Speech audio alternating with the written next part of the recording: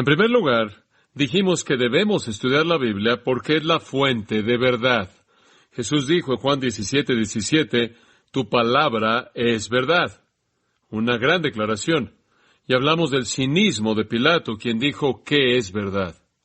En segundo lugar, le dijimos que debemos estudiar la Biblia porque la Biblia no solo es la fuente de verdad, sino que es la fuente de felicidad, es la fuente de gozo. De hecho, citamos de las palabras de Jesús, que si oyes mis palabras y las guardas, mi gozo permanecerá en vosotros. Las palabras de Juan, estas cosas os he escrito para que vuestro gozo sea cumplido. Las palabras de Proverbios, feliz o bienaventurado es el hombre que me oye. Las palabras de Lucas 11:28, bienaventurados los que oyen la palabra de Dios y la obedecen. Esa es la fuente de gozo. Usted estudia la palabra, usted oye lo que dice, usted extrae sus principios, usted obedece esos principios porque su corazón anhela obedecerlos y Dios derrama la bendición y el gozo. ¿Quiere saber algo? Por otro lado, permítame decirle esto. Usted podría esforzarse por ser obediente en toda manera legalista en la que usted quisiera, pero si en su corazón usted no quisiera hacerlo y estuviera peleando contra eso, Él nunca le daría el gozo. Porque como puede ver, el hacer obras buenas sin un corazón correcto no cuenta. Permítame mostrarle lo que quiero decir. La Biblia habla de fruto, habla de diferentes tipos de fruto, y habla del fruto del Espíritu, y esas son actitudes. Y antes de que jamás esté el fruto en su vida, así como ganar a gente para Cristo o estudiar la palabra de Dios o cualquier cosa de lo que habla la Biblia como fruto, alabanza, ofrenda, todas las buenas obras, pero antes de que el fruto por fuera signifique algo, tiene que salir del fruto del Espíritu del interior. Ahora escuche esto. El fruto de acción, las cosas que usted hace, sin la actitud, sin el fruto de actitud, lo que usted siente es legalismo puro, eso es fariseísmo. Usted puede hacer lo que usted quiera por fuera, puede ser un legalista del más meticuloso como los fariseos y nunca conocerá el gozo. Por otro lado, si su corazón es un corazón de obediencia y un corazón de actitud, puede fracasar por fuera y Dios le dará el gozo, porque Él ve el espíritu de obediencia, de gracia en su corazón. Eso es lo que Él busca. Entonces la promesa es esta, estudie la Biblia. ¿Por qué? Número 1, es la fuente de verdad. Número 2, es la fuente de regocijo. Dice usted, oye MacArthur, realmente valoro lo que estás diciendo. Tengo noticias para ti. Estudio la Biblia todo el tiempo y tengo mucho dolor, tengo muchos problemas. Bueno, tengo un versículo para usted, afortunadamente. No quiero dejarlo ahí volando con ese pensamiento. Dios no solo le dice exactamente que va usted a recibir el gozo, ¿verdad? Dios no le dice exactamente cuándo es que usted va a recibir el gozo, ¿verdad? Quizás tenga que esperar un poco de tiempo. Entonces, en Juan 16, y Él está viendo a los discípulos y les dice, yo ya me voy. Y están ahí sentándose, usted sabe, ahí todos tristes, todo el mundo ha dejado su profesión, han estado siguiendo a Jesús por 3 años, y Jesús se levanta y dice un día, ya me voy, caballeros, los voy a dejar y me voy a ir. Así es. Y todos están diciendo, oye, espera un momento, hombre. Yo me uní a este asunto pensando que el rey no iba a venir. ¿Qué pasó? ¿Algo sucedió?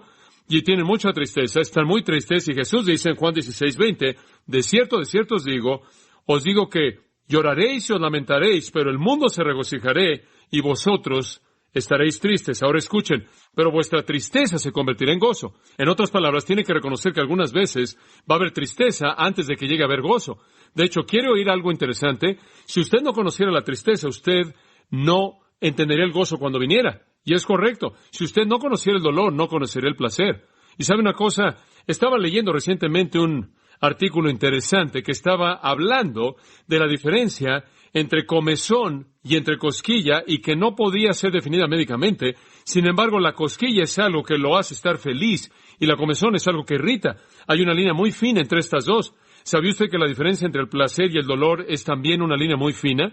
Por ejemplo, hombre, usted sabe, no hay nada más maravilloso que un regaderazo caliente, y usted sabe, lo calienta mucho y mete usted su codo y simplemente dice, muy bien, en cierta manera entra y es dolor, y de pronto, es placer. Hay una línea delgada entre el dolor y el placer. Y sabe una cosa, yo jugué fútbol americano cuando estuve en la universidad, y a lo largo de la universidad, como usted sabe, yo enfrenté una línea fina entre el dolor y el placer. Y usted sabe cómo es. Usted tortura su cuerpo como algún tipo de maníaco, es dolor, pero al mismo tiempo le encanta a usted con una especie de placer horrendo. La línea fina entre el dolor y el placer.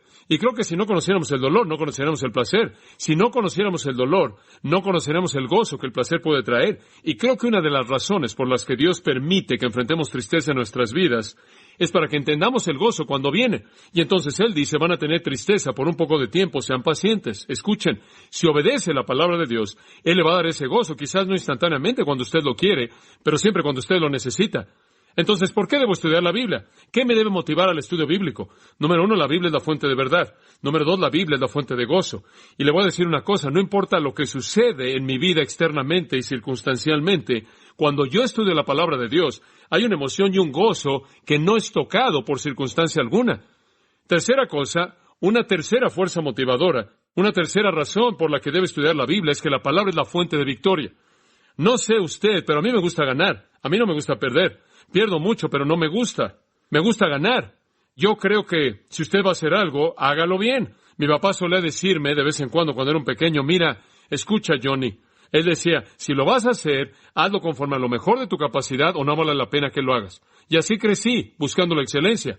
Me gusta ganar. No me gusta perder. Me gusta ganar. Y veo eso en mi propia vida cristiana. No me gusta darle una ocasión al adversario. No me gusta darle la ventaja, como dicen Corintios. No me gusta ver a Satanás victorioso. No me gusta ver al mundo dominarme. No me gusta ver a la carne vencer al espíritu. Quiero ganar. Tengo un deseo por ganar. Me acuerdo que mi entrenador de fútbol americano solía darnos la clásica plática de que necesitas ganar. Y creo que así debemos ser como cristianos.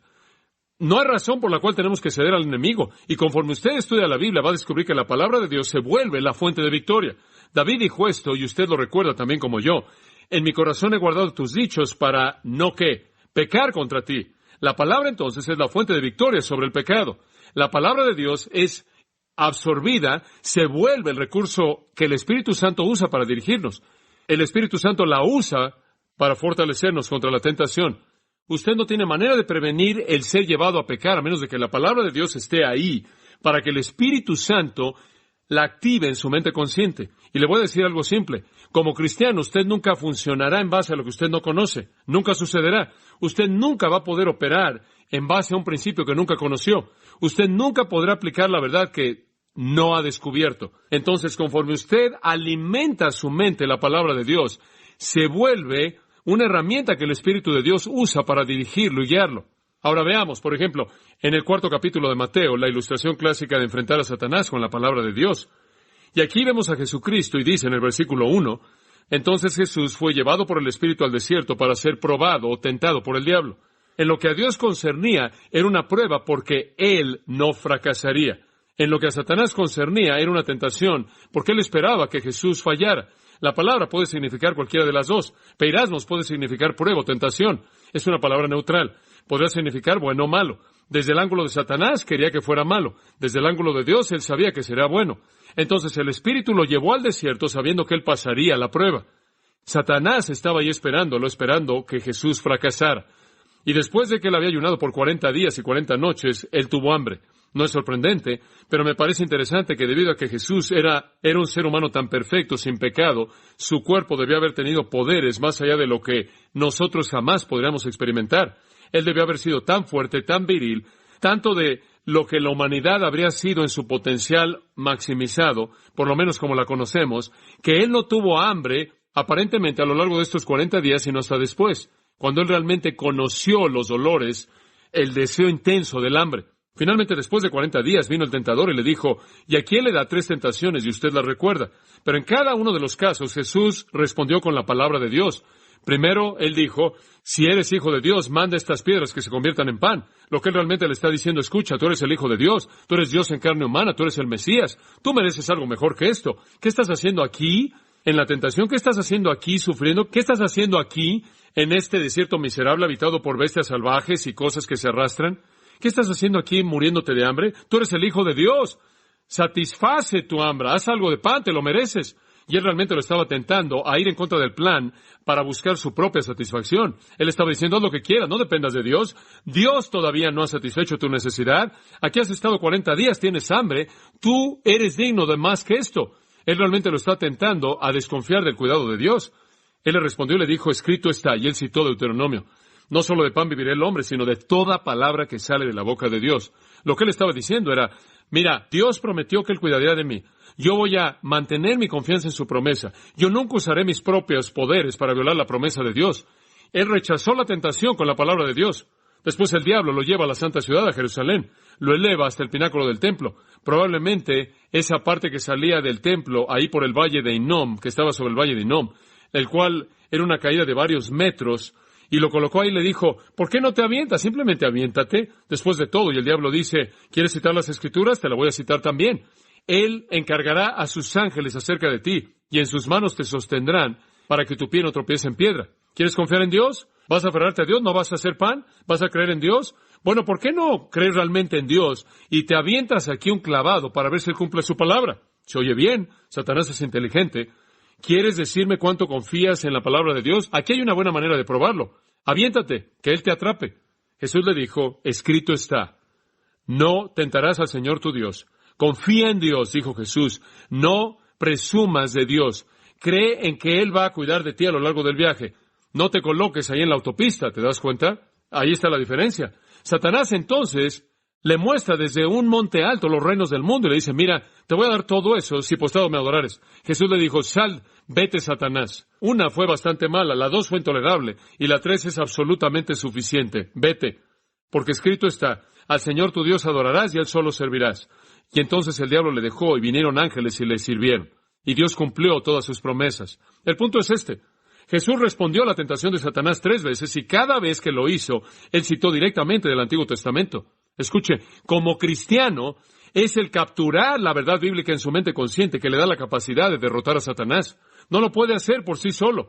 Jesús literalmente triunfó sobre el diablo a través de la palabra de Dios. Es la fuente de victoria.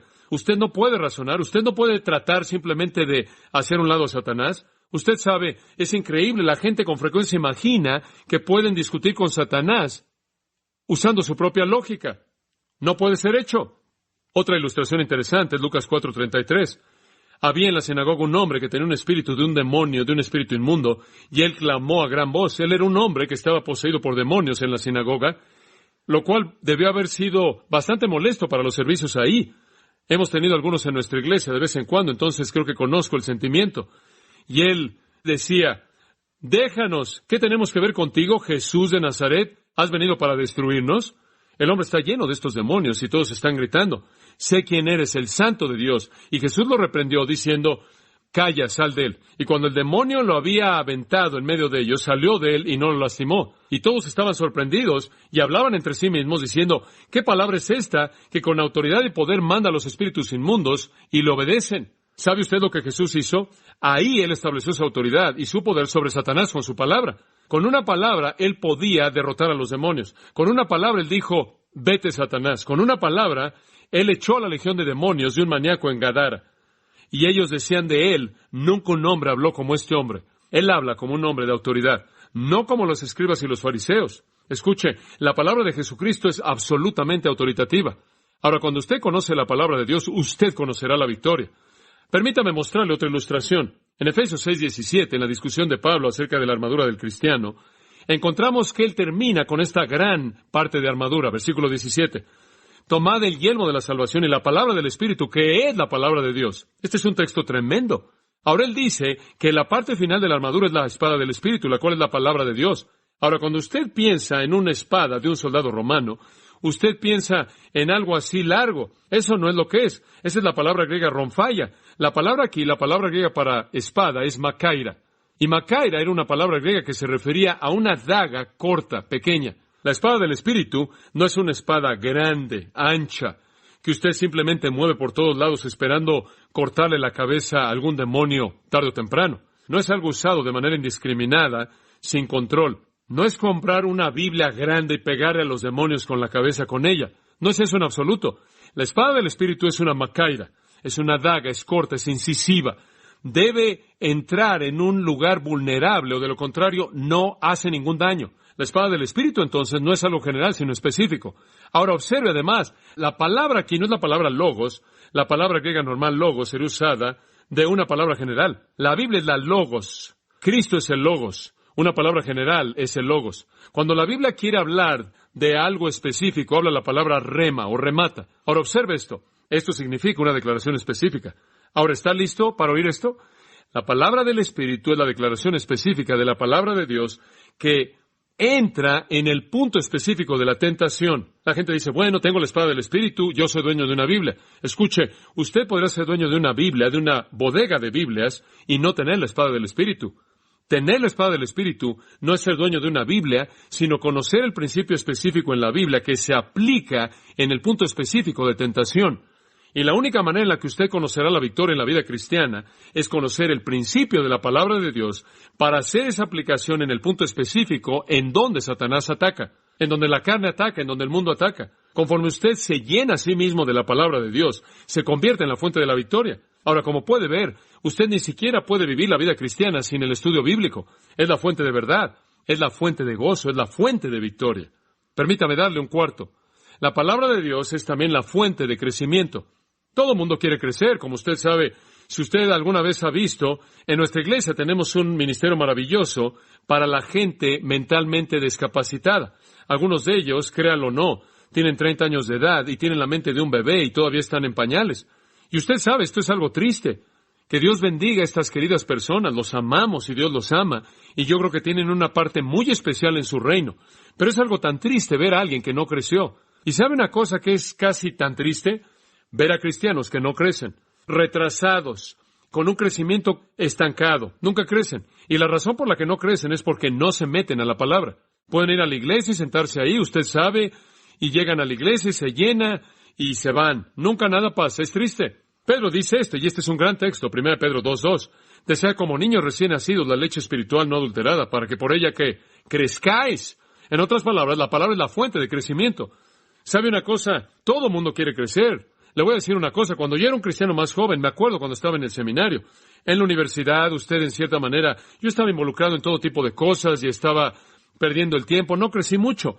Llegué al seminario, hombre, y probé la palabra de Dios y simplemente la quería tanto de esa palabra, que difícilmente podía estar sin ella. Quería crecer y crecer y crecer. Y tuve este deseo tremendo por crecer y me di cuenta de que había solo una manera en la que iba a suceder, y eso era si yo me metía en el estudio de la palabra de Dios. Entonces, durante mis días de seminario, determiné a que realmente iba a comenzar a estudiar sistemáticamente la palabra de Dios, y ahí es cuando comencé a crecer. Mi crecimiento, y le voy a decir de manera franca, mi crecimiento es directamente proporcional al tiempo, a la cantidad de tiempo y esfuerzo que paso en el estudio de la palabra de Dios. Cuando tengo un periodo de tiempo, cuando quizás no estudio la palabra de Dios, me estanco, y cuando comienzo a estudiar, acelero. Creo que quizás los peores tiempos en mi vida en términos de crecimiento son mis tiempos de vacaciones, cuando en cierta manera yo me estanco y no hago nada, pero eso es bueno, porque medito un poco, pero el patrón de crecimiento realmente no se acerca a cuando realmente me meto en la palabra. Y lo que es interesante, en el versículo 1, en cierta manera, presenta la base. Dice que en primer lugar tenemos que desechad, desechando pues toda malicia, es la palabra griega kakia, que significa maldad general. Tiene que hacer a un lado la maldad, el engaño. Engaño quiere decir engañar. Es la palabra griega para un anzuelo, para un pez, hipocresía, envidia y hablar mal. En otras palabras, usted hace a un lado todas las cosas malas, confiesa su pecado, endereza su vida, limpia su vida, después entra la palabra con un deseo tremendo y después comienza a crecer. Ahí es cuando la palabra puede hacerlo crecer. Y sabe una cosa, entre más crece usted, más emocionante se vuelve. La palabra es una fuente de vida, usted madura, usted es enriquecido, usted se fortalece, y conforme usted crece, y conforme usted se vuelve más fuerte, usted puede derrotar a Satanás. Y conforme usted crece, usted conoce más acerca de Dios y su naturaleza. Usted es enriquecido de toda manera, usted es enriquecido en toda manera posible. En Juan 6:63 Jesús dijo esto: las palabras que yo os hablo son espíritu y son vida. Jeremías dijo, fueron halladas tus palabras por mí, yo las comí. Alimentarse de la palabra de Dios. Y después en Juan 1:18 dice, Él de su voluntad nos hizo nacer por la palabra de verdad. La palabra da vida. La palabra sustenta la vida. La palabra edifica la vida. Es nutrición tremenda. Creo que es 1 Timoteo 4 que añade a nuestro entendimiento esto. Versículo 6 dice, si esto enseñas a los hermanos, serás buen ministro de Jesucristo. Escuche esta gran línea, esta gran frase. Nutrido con las palabras de la fe. La palabra nos nutre, nos alimenta, nos edifica, hace que crezcamos. Al final de 2 de Pedro, Después de que Él ha dado las declaraciones tremendas acerca del colapso del universo, y Él ha hablado de los elementos que se van a derretir con calor ardiente y todas esas otras cosas, y cómo todo va a terminar, Él dice, ¿qué debemos hacer? Debemos crecer en la gracia y el conocimiento del Señor Jesucristo. Crecer, crecer, y crecemos conforme nos alimentamos de la palabra de Dios. Dios quiere que maduremos. Él quiere que nos edifiquemos. Él quiere que nos fortalezcamos. Y de hecho, si usted examina 1 Juan 2, usted encuentra el patrón del crecimiento exactamente ahí. Una de las escrituras más importantes en toda la Biblia. Escuche lo que dice. Os he escrito a vosotros, padres, porque habéis conocido al que es desde el principio.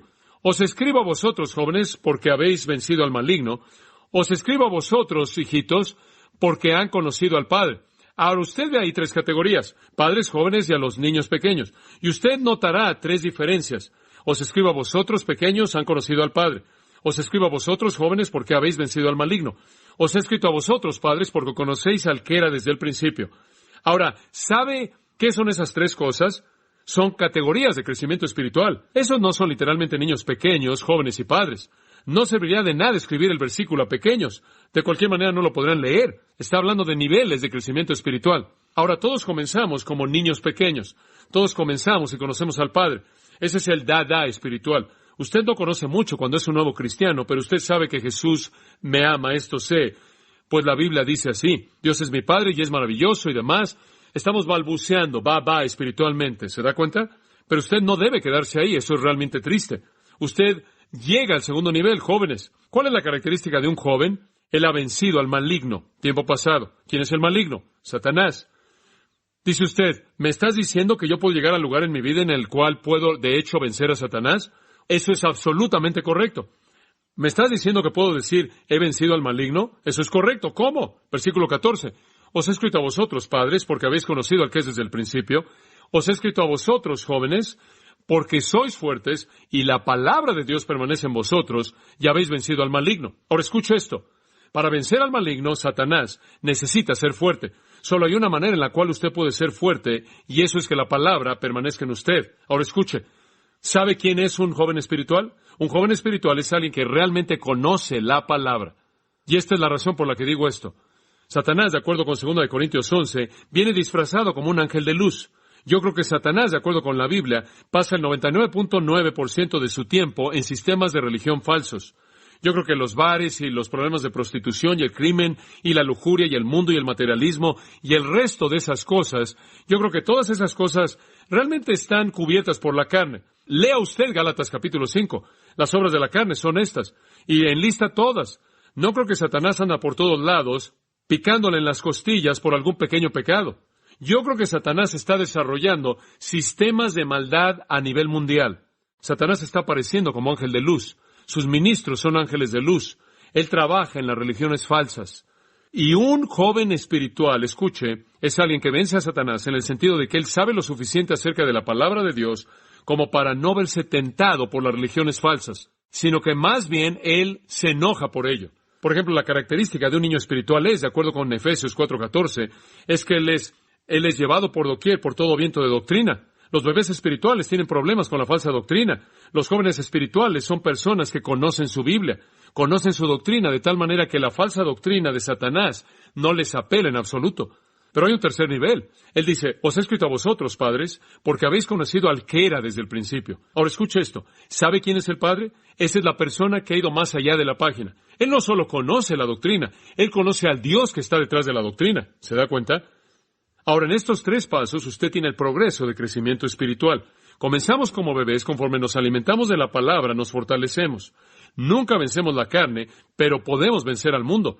Nuestra fe hace eso, 1 Juan 5 dice. Podemos vencer los esfuerzos de Satanás, de la religión falsa. La doctrina es eso. Nunca venceremos la carne. Ese siempre será un problema. Pero podemos tener el gozo de vencer los sistemas falsos de religión de Satanás. He visto eso suceder. Le puedo decir, cada vez que un hombre o una mujer llega al lugar de ser un joven espiritual, invariablemente llegan al punto en donde la religión falsa los hace enojar y quieran salir y quieren pelear con las sectas. Y después, conforme maduran más allá de eso, ya no están tan preocupados por pelear con las sectas. Comienzan a probar quién es Dios. Comienzan a entrar a las profundidades de la mente del Dios eterno y comienzan a ir más allá de que sea un padre espiritual y comienzan a caminar en la presencia del Santo. Ahí es a donde debemos ir en nuestro crecimiento. Escuche, usted pierde si se queda como bebé. Usted pierde si se queda como un joven espiritual y lo único que conoce es la doctrina. Usted tiene que llegar al lugar en el que ha comenzado a caminar en la presencia misma del Dios del universo, en donde usted realmente comienza a tocar a la persona misma de Dios. Ese es el fin del crecimiento. Entonces, cuando usted estudia la palabra, se vuelve la fuente de crecimiento, y así como es la fuente de verdad, la fuente de gozo y la fuente de victoria. Permítame darle tan solo dos más. Yo creo también que la palabra de Dios debe ser estudiada porque es la fuente de poder. ¿Sabe una cosa? Es la palabra de Dios la que nos infunde de poder y no hay nada peor que sentirse como un cristiano impotente. Usted sabe, lee Hechos 1:8, pero recibiréis poder. Y algún hombre llega y dice, la palabra poder es dunamis y serán dinamita. Usted sabe y lo oye decir, hombre, deberías estar explotando por todo el mundo. Y usted se pregunta a sí mismo, explotando, yo ni siquiera tengo una chispa. Nada, no tengo el poder. Y alguien le dice, deberían salir y ganar a gente para Jesucristo. Y dice usted, ¿estás bromeando? Yo no. Usted sabe, yo soy como Moisés, yo no puedo hablar. Y realmente peleamos con nuestra impotencia. No sabemos qué es el poder. Escuche, la palabra de Dios lo infunde de poder. Escuche, a partir de mi propia vida le puedo decir, entre más conozco la palabra de Dios, menos temo cualquier situación, porque sé cuál es el recurso para esa situación. La palabra de Dios se convierte en una fuente de poder. De hecho, es una fuente de poder. Del ángulo que usted la vea, es una fuente de poder. En el libro de Hebreos lo dice en el 4:12, la palabra de Dios es viva y eficaz, y más cortante que toda espada de dos filos, y penetra hasta partir el alma y el espíritu, y discierne los pensamientos y las intenciones del corazón. Este es un libro poderoso. Permítame decirle algo. Usted levante esto y la va a leer, y lo lee y lo va a cortar. Es algo poderoso. Es un libro poderoso. El apóstol Pablo dijo, porque no me avergüenzo del Evangelio de Cristo, porque es poder de Dios para salvación a todo aquel que cree. Y sabe una cosa, algunas veces usted está ahí hablando con un hombre y comienza a abrir el Evangelio y puede ver el poder del Evangelio de Dios simplemente aplastando toda filosofía en la cual pasó este hombre 20 años. En Efesios 4:23 dice, renovaos en el espíritu de vuestra mente. En Romanos 12 dice que podemos ser transformados por la renovación de nuestro entendimiento. En 2 Corintios 3:18 dice que podemos literalmente ser transformados por el Espíritu Santo en la gloria misma de Jesucristo. Conforme usted se enfoca en la palabra de Dios, tiene un poder en su vida que es increíble. Conforme usted medita en ella, lo capacita. ¿Sabe una cosa? Es como el asunto de la computadora. Usted entiende el asunto de que lo que mete a la computadora, eso sale. Lo que usted mete a su computadora es lo que va a salir en su propia vida. Conforme usted se alimenta de la palabra de Dios, conforme usted mete la palabra de Dios, va a salir cuando sus botones son empujados. Es la fuente de energía, la fuente de poder. De hecho, en Efesios, ahí en el capítulo 3, es un capítulo tremendamente rico. Los primeros 3 capítulos de Efesios, ahí el apóstol Pablo está diciendo, ahora quiero que aprendan esto, y aprendan esto, y aprendan esto. Y no es nada más que teología, teología, teología, hasta el versículo 13. Más teología, teología, teología. Grandes verdades, verdades increíbles. Hemos sido bendecidos con toda bendición espiritual en los lugares celestiales. Hemos sido perdonados, hemos sido redimidos, aceptados en el amado. Se nos ha dado sabiduría. Se nos ha dado la información del conocimiento de las épocas para conocer el plan eterno de Dios. Se nos ha concedido el Espíritu Santo. Hemos sido sellados con el Espíritu. Tenemos la garantía del Espíritu y estas cosas increíbles que son nuestras. Y Él sigue y sigue y sigue. Hemos sido hechos un nuevo hombre. Somos la habitación del Espíritu. Somos la casa de Dios. Somos la familia de Dios. La pared intermedia entre judío y gentil ha sido derribada y hemos sido unidos en un cuerpo, el cuerpo de Jesucristo. Tenemos las riquezas inescrutables de Cristo que son nuestras. Se nos han dado los misterios de Dios. Riquezas increíbles son nuestras y sigue y sigue y sigue. Y él ora en el capítulo 1. Oro a Dios porque entiendan que los ojos de su entendimiento sean abiertos, que puedan entender y comprender estas verdades increíbles. Y después de haber dicho todo eso, si entienden esas verdades, si aprenden estas verdades, y él dice esto en el 3:20, escúchenlo. Y aquel que es poderoso para hacer todas las cosas más allá de lo que podemos pedir o entender, según el poder que actúa en nosotros. ¿Se da cuenta? Hombre, los recursos. ¿Alguna vez ha pensado en el hecho de que usted puede hacer lo que usted piense? ¿Usted a veces ha llegado a pensar en el hecho de que usted puede hacer mucho más allá de lo que pueda pensar? ¿Alguna vez llega a pensar en el hecho de que usted puede hacer mucho más abundantemente de lo que puede pedir o entender? Eso es mucho poder, ¿no es cierto? Francamente, no tiene sentido estar ahí en la orilla con ese tipo de recursos. Conforme usted se alimenta de la palabra de Dios, tiene un efecto poderoso. Hace que su vida sea una fuente de energía en la confrontación con cualquier persona en cualquier momento. Entonces debemos estudiar la palabra de Dios porque es la fuente de la verdad, la fuente de la felicidad, la fuente de la victoria, la fuente del crecimiento, la fuente del poder y uno más. Debemos estudiar la Biblia porque es la fuente de guía. Guía. ¿Sabe una cosa? Cuando yo quiero saber lo que Dios quiere que yo haga, voy a la palabra. La gente dice, estoy buscando la voluntad de Dios. Usted los oye decir eso todo el tiempo. Escribió un libro acerca de eso que se llama Encontrada, la voluntad de Dios. Simplemente para que la gente sepa que no estaba perdido. Todo el mundo quiere encontrar dónde está la voluntad de Dios. Creen que Dios juega a las escondidas y se esconde y esconda su voluntad y les dice a la gente, más tibio, caliente. Eso no es verdad. La voluntad de Dios es fácil de encontrar. Está aquí en su libro. Si usted estudia la Biblia, usted va a encontrar una y otra vez la frase, esta es la voluntad de Dios, esta es la voluntad de Dios, esta es la voluntad de Dios. Y usted puede conocer la voluntad de Dios al estudiar la palabra de Dios. ¿Qué dice el Salmo 119, 105? Simplemente dice que lámpara es a mis pies tu palabra y lumbrera mi camino. Bastante simple. La palabra es una guía. Conforme abro la palabra de Dios me guía. Es sorprendente ver cómo Dios me habla a través de su palabra. Si tengo que tomar una decisión, encuentro lugar en la Biblia, quizás en donde alguien en el Antiguo o Nuevo Testamento luchó con una decisión semejante. Trato de ver cómo Dios los llevó ahí. O voy a un texto en la Biblia que me da una respuesta directa. Dios nos guía a partir de su libro. Él nos dirige a partir de su libro. Hay un elemento subjetivo en esto también, como usted sabe. Como cristiano tenemos al Espíritu Santo. 1 Juan 2:20 dice que el Espíritu mora en nosotros.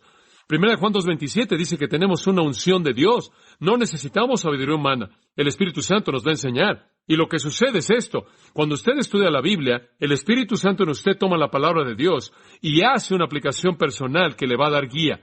Es una combinación increíble tener la verdad y al maestro de la verdad residiendo en nosotros y en combinación guían al creyente. ¿Qué hemos dicho entonces? Grandes cosas. Los beneficios de estudiar la Biblia es la fuente de la verdad, felicidad, victoria, crecimiento, poder y guía. Ahora permítame decirle esto y vamos a concluir por ahora. ¿Cuál debe ser su respuesta? Cuando usted dice, debería actuar en base a esto, si realmente es verdad, si la Biblia va a hacer todas estas cosas, entonces, ¿qué tengo que hacer? Permítame darle algunas rápidas. ¿Está lista? ¿Está listo? Ahora escuche. Número 1, créala. Y con esto quiero decir, si lo dice, créala.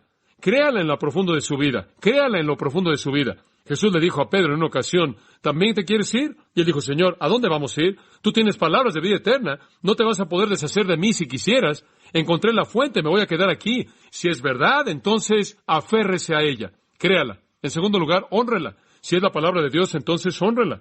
En Job 23:12 encuentra usted esta declaración magnífica de Job, en donde él dice, he atesorado las palabras de su boca más que mi necesario alimento. Escuche, si esta es la palabra de Dios y va a ser todo lo que acabamos de decir, créala y hónrela. De hecho, en el Salmo 138:2, el salmista dijo, Dios ha magnificado su palabra, escuche esto, por encima de todo su nombre. ¿No es eso increíble? Dios honra la palabra. ¿Sabe una cosa? En Éfeso adoraban a la diosa Diana o Artemis. Hombre, le digo una cosa, pensamos en la diosa Diana, usted sabe, como algo hermoso, esbelto. La diosa Diana era una bestia horrible, fea, negra, que era una de las cosas más horrendas que jamás ha visto usted. Pero adoraban a esa cosa tan horrible al ojo. ¿Y sabe por qué? Porque había una superstición que decía que había caído del cielo, y si caía del cielo era digna de honor. Permítame decirle algo acerca de la Biblia. Cayó del cielo. Esa estatua no cayó. Esta realmente cayó. Es digna de honor. Entonces créala y hónrela. En tercer lugar, quiero decirle, ámela. Si todo esto es verdad, más vale que la ame. El salmista clamó y dijo, oh, cuánto amo yo tu ley. Oh, cómo amo yo tu ley. Salmo 119, ahí lo dijo. Y me encanta el Salmo 19. Él dijo, la ley es más dulce para mí que la miel del panal, y deseable más que el oro, sí, más que el oro afinado. Lee el Salmo 19, 7-10, una de las porciones más hermosas. Si esto es lo que dice, entonces créala y hónrela y ámela. Y permíteme darle una cuarta cosa, simplemente para recordarle lo que dijimos antes. Obedézcala. Si realmente es verdad, obedézcala. Responda a ella. Diga sí a ella cuando habla. Continúe en ella. Siga la amonestación de 1 de Juan 2, versículo 5. Todo aquel que guardare su palabra, en él verdaderamente el amor de Dios es perfeccionado. Si realmente es lo que dice ser, entonces créala, hónrela y ámela y obedézcala a cualquier precio. De hecho, en Romanos 6:16 dice, a quien ustedes se entregan, a quien ustedes ceden como siervos, ustedes obedecen. Si ustedes ceden como siervos a Dios, obedecen a Dios. Simplemente parte del asunto, obedézcala.